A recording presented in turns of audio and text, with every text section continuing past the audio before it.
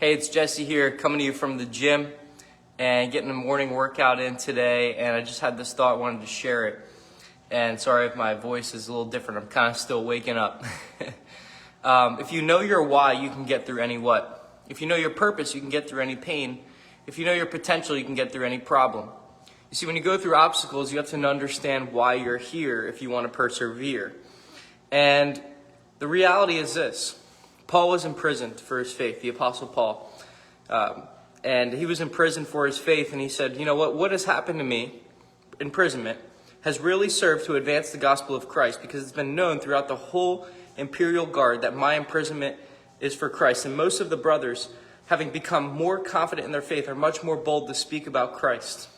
And then he says that famous verse, for to me to live is Christ and to die is gain.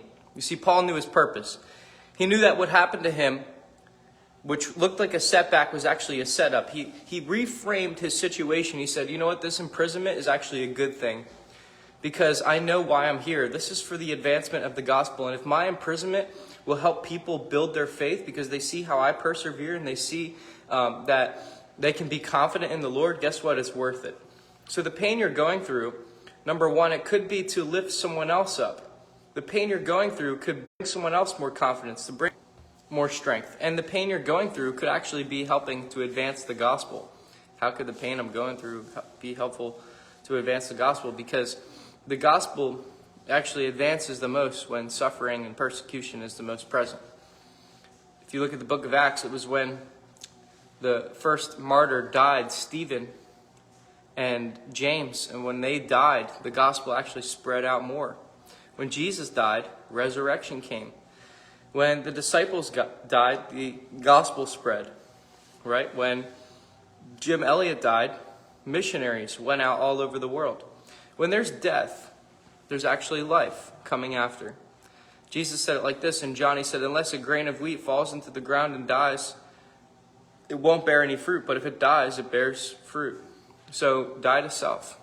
But when you know, back to my main point, when you know your purpose, you can get through any pain. So if you know that your purpose is bigger than you, which is really our purpose here on earth, is to glorify God and advance the kingdom of God and enjoy a relationship with God. When you make that the aim, you're unstoppable, because nothing can stop the gospel. Nothing can stop the kingdom. It might look like you're going through a situation where there's difficulty and it looks like steps, you're going backwards instead of forwards. But guess what? The gospel is still going forward. So when you make your life about the gospel and you make your life about the kingdom, it takes the attention off of you. It puts it onto others. It puts it onto God, and realizes that, hey, when you live for a higher purpose, your pain is less powerful. It doesn't have as much of a grip on you. But people that don't live for God and his kingdom, when they're going through something, all they do is focus on it, and it just limits them so much. But when you take the limitation off and you realize that, hey, you're just a piece of a puzzle, you're just a drop in a bucket of water, you're just what is man that God is mindful of him? When you realize how small you are and how big God is, but you're still a part of his plan, it makes you realize that, hey, not everything revolves around you.